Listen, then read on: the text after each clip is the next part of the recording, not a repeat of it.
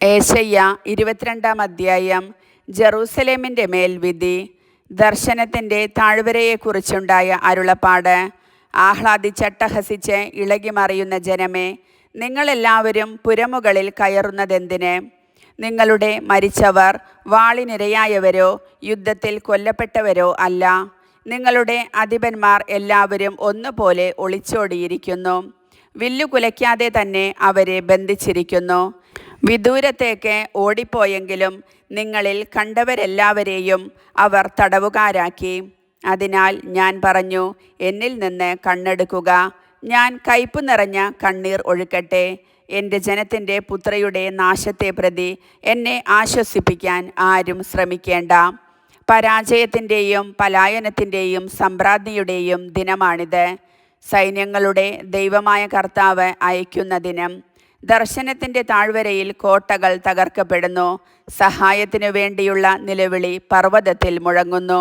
ഏലാം ആവനാഴി അണിയുന്നു. രഥങ്ങളിൽ കുതിരകളെ പൂട്ടുന്നു. കീർ പരിച പുറത്തെടുക്കുന്നു. നിങ്ങളുടെ ശ്രേഷ്ഠമായ താഴ്വരകൾ രഥങ്ങൾ കൊണ്ട് നിറഞ്ഞു.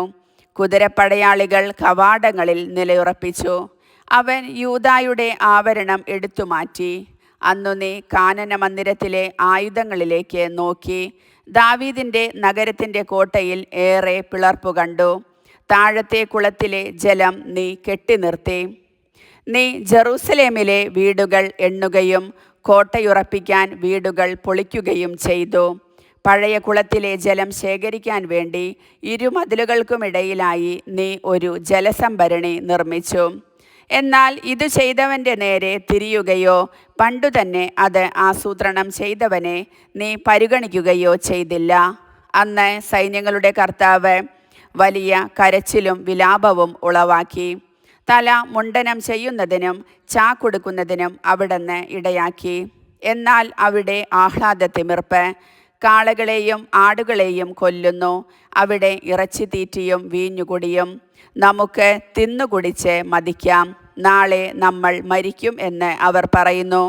സൈന്യങ്ങളുടെ കർത്താവ് എൻ്റെ കാതിൽ മന്ത്രിച്ചു, നീ മരിക്കുന്നതുവരെ ഈ അകൃത്യം ക്ഷമിക്കപ്പെടുകയില്ല. സൈന്യങ്ങളുടെ കർത്താവാണ് ഇത് അരുളി ചെയ്തിരിക്കുന്നത്. ഷെബ്നായിക്ക് താക്കീത്. സൈന്യങ്ങളുടെ കർത്താവ് അരുളി ചെയ്യുന്നു, നീ ചെന്ന് കൊട്ടാരം വിചാരിപ്പുകാരനായ ഷെബ്നായോട് പറയുക, നിനക്ക് ഇവിടെ എന്തു കാര്യം? ഇവിടെ മലമുകളിൽ പാറ തുരന്ന് ശവകുടീരമുണ്ടാക്കാൻ നിനക്ക് എന്തവകാശം? കരുത്തനായ മനുഷ്യ, കർത്താവ് നിന്നെ ഊക്കോടെ വലിച്ചെറിയും. അവിടുന്ന് നിന്നിൽ പിടിമുറുക്കി ഒരു പന്ത് പോലെ ചുരുട്ടി കറക്കി കറക്കി വിശാലമായ ദേശത്തേക്ക് ചുഴറ്റിയെറിയും. അവിടെ നീ മരിച്ചു വീഴും. യജമാനൻ്റെ ഭവനത്തിന് അപമാനമായി തീർന്നവനെ, നിന്റെ പ്രൗഢരഥങ്ങൾ അവിടെയുണ്ടായിരിക്കും. നിന്റെ പദവിയിൽ നിന്ന് ഞാൻ നിന്നെ നിഷ്കാസനം ചെയ്യും. നിന്റെ സ്ഥാനത്തു നിന്ന് നിന്നെ ഞാൻ താഴെ ഇറക്കും. അന്ന് എൻ്റെ ദാസനും ഹിൽക്കിയായുടെ പുത്രനുമായ എലിയാക്കിമിനെ ഞാൻ വിളിക്കും. നിന്റെ അങ്കിയും അരപ്പട്ടയും അവനെ ഞാൻ ധരിപ്പിക്കും. നിന്റെ അധികാരം അവൻ്റെ കരങ്ങളിൽ ഞാൻ ഏൽപ്പിക്കും. ജെറൂസലേം നിവാസികൾക്കും യൂദാ ഭവനത്തിനും അവൻ പിതാവായിരിക്കും. ദാവീദ് ഭവനത്തിൻ്റെ താക്കോൽ അവൻ്റെ തോളിൽ ഞാൻ വച്ചുകൊടുക്കും. അവൻ തുറന്നാൽ ആരും അടയ്ക്കുകയോ അവൻ അടച്ചാൽ ആരും തുറക്കുകയോ ഇല്ല. ഒരു കുറ്റി പോലെ ഉറപ്പുള്ള സ്ഥാനത്ത് ഞാൻ അവനെ സ്ഥാപിക്കും. അവൻ പിതൃഭവനത്തിന് മഹത്വത്തിൻ്റെ സിംഹാസനമായി ഭവിക്കും. അവൻ്റെ പിതൃഭവനമാകെ സന്താനങ്ങളും അവരുടെ സന്താനങ്ങളും കോപ്പ മുതൽ ഭരണി വരെ എല്ലാ പാത്രങ്ങളും അവനിൽ തൂക്കിയിടും. സൈന്യങ്ങളുടെ കർത്താവ് അരുളി ചെയ്യുന്നു, അന്ന് ഉറപ്പുള്ള സ്ഥാനത്ത് സ്ഥാപിച്ചിരുന്ന കുറ്റി പറഞ്ഞു പോകും. അതും അതിൽ തൂക്കിയിരുന്ന ഭാരവും അറ്റുപോകും. കർത്താവാണ് അരുളി ചെയ്തിരിക്കുന്നത്. കർത്താവിൻ്റെ വചനം.